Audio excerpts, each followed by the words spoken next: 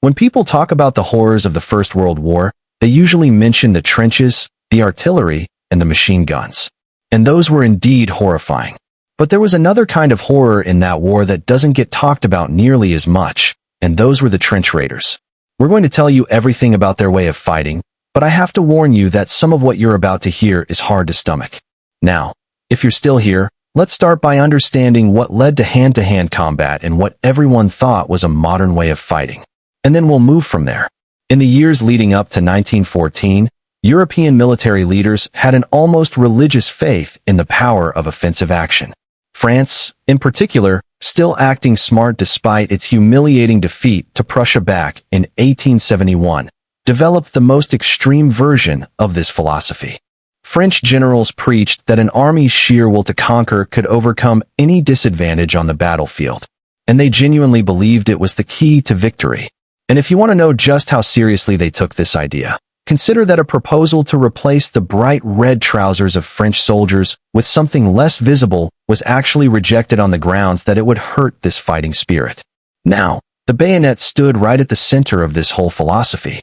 You see, before 1914, rifle and bayonet combinations were designed specifically to maximize reach, which was basically the ability to stab an enemy soldier before he could stab you. And this led to a sort of race where nations competed to create the longest possible rifle. The French Lee Model 1886 rifle had a bayonet blade measuring about 20 in long with an X-shaped cross-section designed to punch through thick clothing. When you combined that bayonet with the rifle itself, you ended up with a weapon about 6 feet long. The Germans respected its deadly effectiveness so much that they gave it a nickname, the French Needle. Well, Germany responded in kind with their own design. The bayonet for the GA-98 rifle had a blade just under 20 in long, which created a combined length of about 5 feet 9 inches in. And this long bayonet was specifically designed to allow infantry soldiers to bring down cavalry men from their horses, which tells you something about how military planners were still thinking in terms of the previous century's warfare. Training was based on thrust, parry, and lunge techniques with targets identified as the throat, breast, and groin. French troops, trained in formations they called elbow to elbow specifically for maximum shock effect when they charged.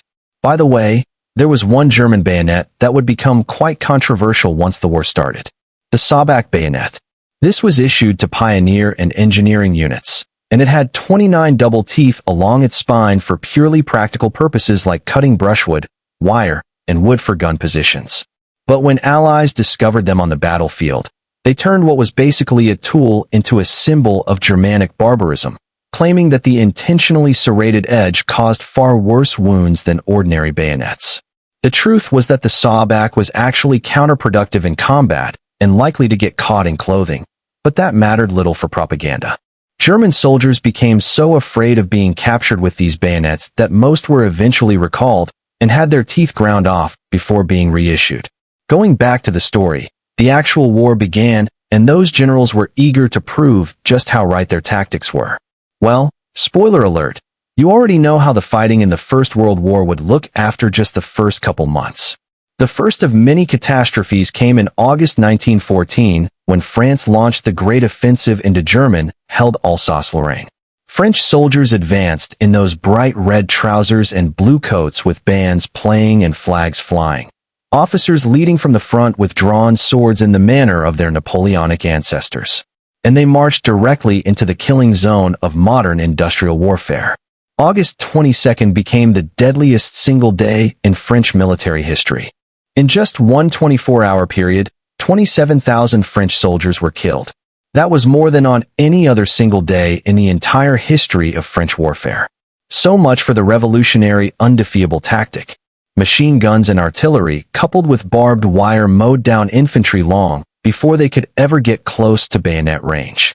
Then the Germans suffered their own catastrophe when they tried the same thing on a massive scale. During the First Battle of the Marne, Crown Prince Wilhelm ordered 100,000 German soldiers to fix bayonets and charge the French lines in darkness. French 75mm guns opened fire into the packed gray ranks of German infantry. German units panicked in the darkness in utter confusion. Two German units fired on each other at almost point-blank range, and the assault suffered about 15,000 casualties. And these were just some of the similar outcomes of battles early in the war. All those failed offensives and broken charges led to attempts by both sides to outflank each other. But there was a new factor in warfare that made this basically impossible. The first airplanes were now being used to provide aerial reconnaissance, which meant each side could actually see where the attack was coming from and prepare to meet it.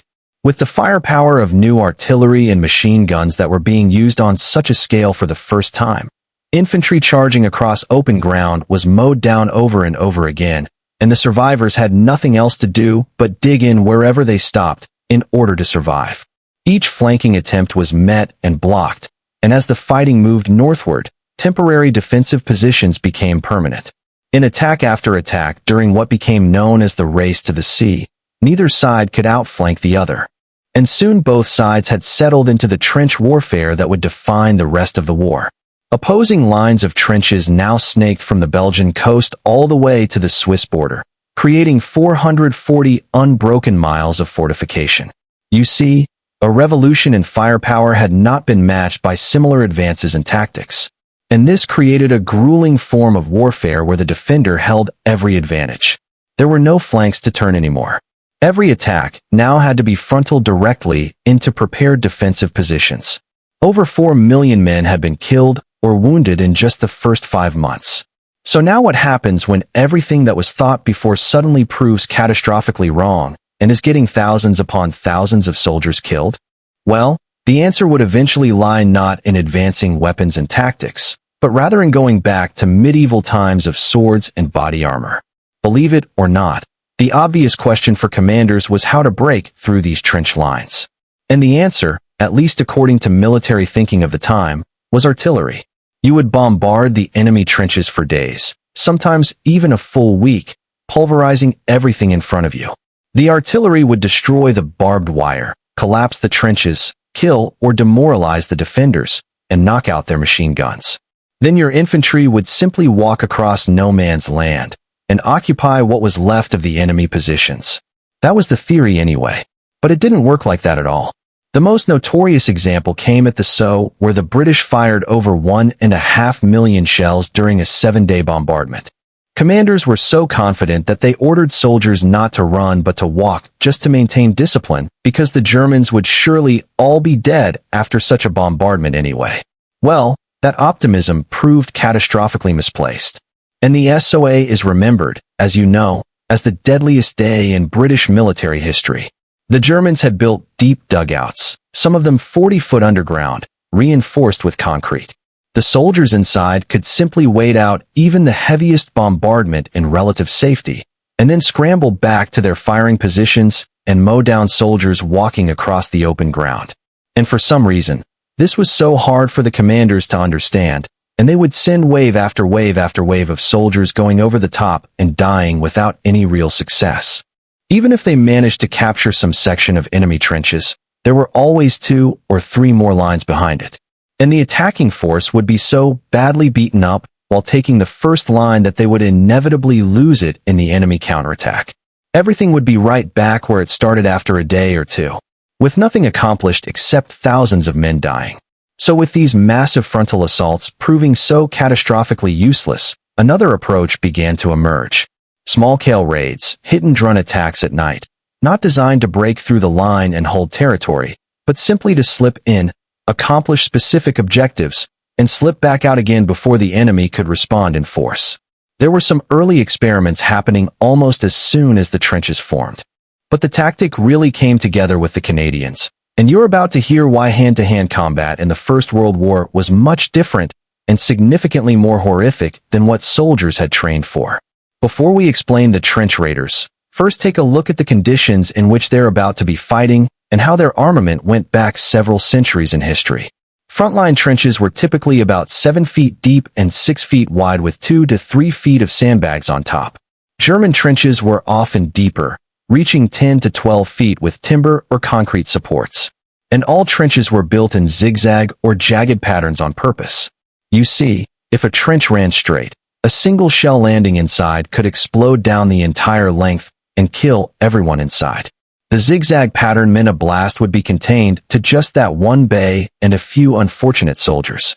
But because of all those twists and turns, soldiers could typically see no more than about 30 feet ahead of them at any time. Now in these cramped, twisting corridors, the infantry rifles that armies had spent decades making longer with what were basically swords attached to them rather than bayonets suddenly became the main problem. Bolt-action rifles that were designed for shooting at enemies 300 yards away were basically useless when fighting happened within arm's reach. Another problem was that bayonets would often get stuck in bodies. One Australian soldier described watching a fellow soldier who drove his bayonet through a German and then into a hardwood beam behind him, and he just couldn't pull it out. The bayonet had to be released from the rifle, leaving the German stuck there where the poor guy died. There were even cases where two soldiers were found dead, having stabbed each other with their bayonets at the exact same moment. Through these horrible situations, soldiers on both sides quickly figured out that a long rifle with a bayonet just wasn't the right tool for close-quarters battle. So they reached for clubs, knives, and sharpened shovels. Weapons that would have been perfectly familiar to their medieval ancestors. Trench clubs became the weapon of choice for night raids. They had some creative designs like using the empty metal casings from Mills bombs fixed to wooden handles. Others took the handles from their entrenching tools and added weights, then drove hobnails all around the head. Some looked like morning stars from the Middle Ages with those iron spikes. There were even clubs with flexible coils for extra striking power. So much about the modern way of fighting. Trench knives soon came in all kinds of varieties, but the most famous trench knife was definitely the American Mark I with brass knuckles and spikes on them to stop an enemy from grabbing your knife hand. The bottom of the handle extended into what they called a skull crusher cap. So, you can imagine how it worked. These knives were issued completely blackened to prevent any glinting in moonlight that might give away a raider's position. But among all these improvised weapons, the shovel proved to be the most effective of all. It was much better for striking because of its weight, and soldiers sharpened the edges so it would create a devastating effect on the human body wherever you hit someone. And unlike the bayonet, it wouldn't get stuck. Now, this return to medieval times went beyond just weapons. It extended to armor as well. The Germans first issued body armor. However, the steel breastplate weighed over 20 pounds. So, they were only practical for sentries and machine gunners in stationary positions, not troops who had to run and fight in them.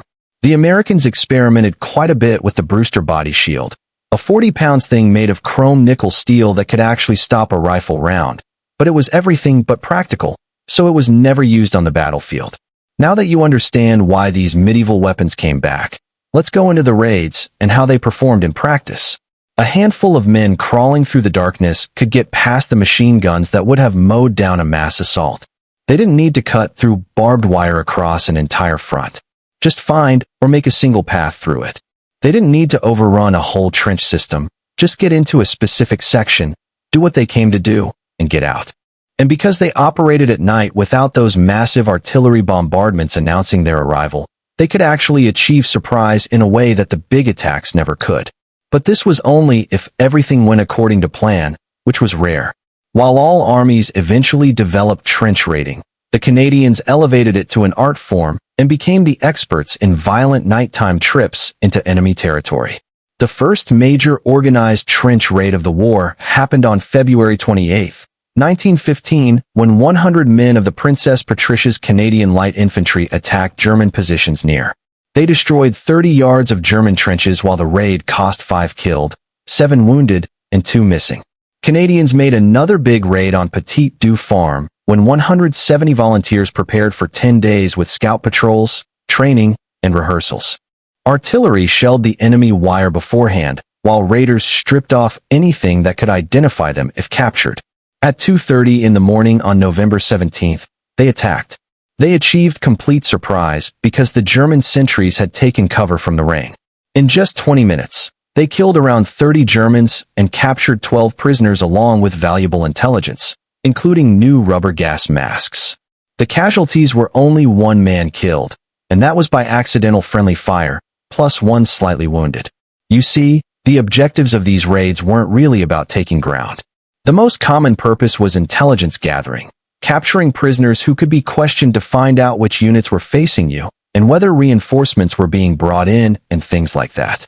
Raiders also tried to destroy valuable equipment like machine guns, wreck dugouts, and simply kill as many enemy soldiers as possible to wear down their numbers. Beyond the practical value, there was also a psychological reason. High command believed that constant raiding kept the troops aggressive and alert, maintaining what they called the offensive spirit. And there was another purpose that was darker and more cynical. In many sectors, soldiers on both sides had developed what became known as a live and let live system. Basically, informal truces where both sides quietly agreed not to shoot to kill. There were agreements not to shell the latrines or attack during breakfast. However, officers used trench raids deliberately to break these arrangements and force their men back into active fighting. Before going over the top, raiders blackened their faces with burnt cork or brown grease.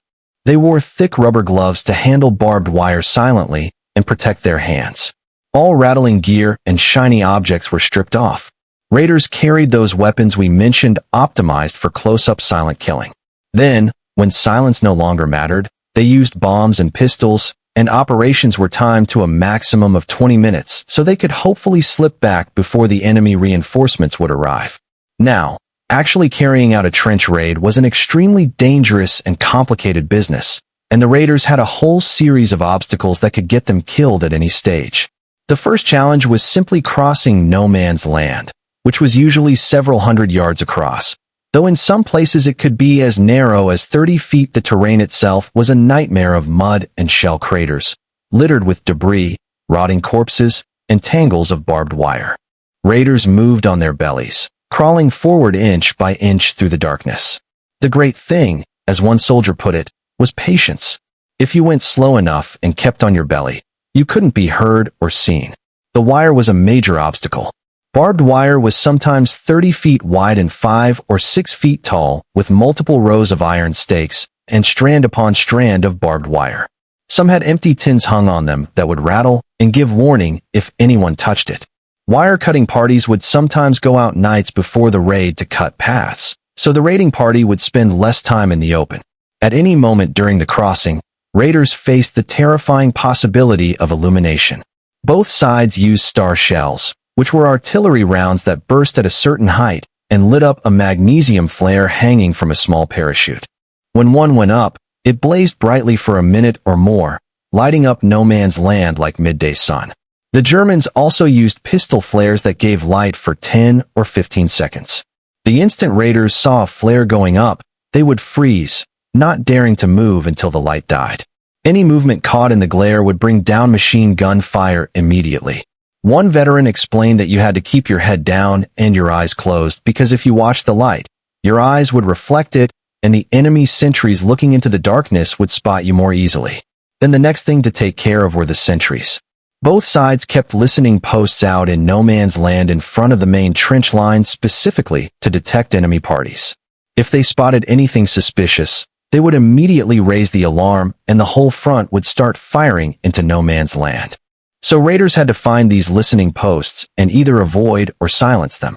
Standard practice was to creep slowly up on the sentries and then kill them as quietly as possible in the silence of the night.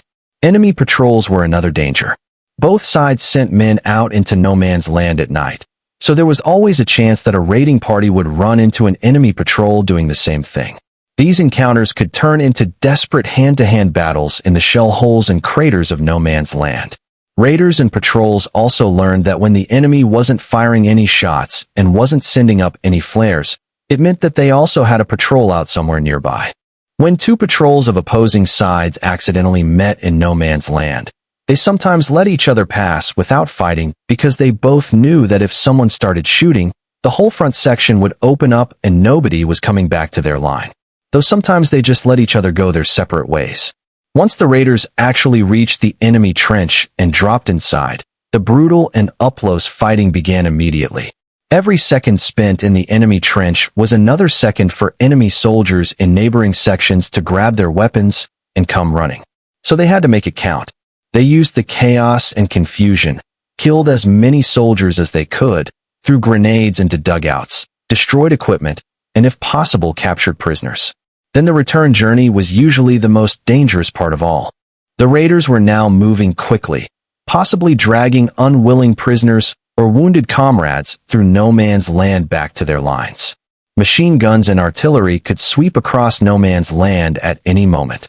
In all that chaos and darkness, many raiders got disoriented, lost their sense of direction, and jumped into a trench with a sense of relief, only to realize they had made a terrible mistake. They came back to the enemy trench, where the soldiers inside weren't quite happy to see them. Friendly fire was another concern on the return, even if nothing else had killed you somehow. The sentries in your own trench knew a raiding party was out, but in the confusion of darkness and incoming fire, it was easy for an understandably nervous man to shoot at shapes coming over the parapet. Password systems were set up so returning raiders could identify themselves when challenged, hopefully. But then sometimes the sentry was relieved, and the new one didn't get the information about the raiding party that might be coming back in a few hours. And all of this effort, all of this risk was for objectives that often seemed trivial to the men who were dying doing them. The officers 30 miles behind the lines wanted to know what was going on the opposite side. So, they simply ordered someone to go and take a look. Many trench raiding operations were never mentioned outside of command because the men simply went out and none of them ever returned. And even if the raid was successful without many casualties, it would likely only bring retaliation the following night.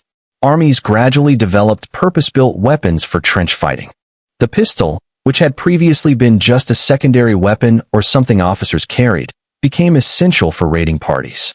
The British Webley revolver worked well in mud, but it only held 6 rounds. The Colt M1911 was highly prized by the Americans, while the Germans had their Luga. The MP-18 was the real breakthrough for trench fighting. Chambered in 9mm firing at about 400 rounds per minute from a 32-round drum magazine. It gave German stormtroopers devastating firepower in the tight spaces of trenches. Only about 3,000 actually saw frontline combat.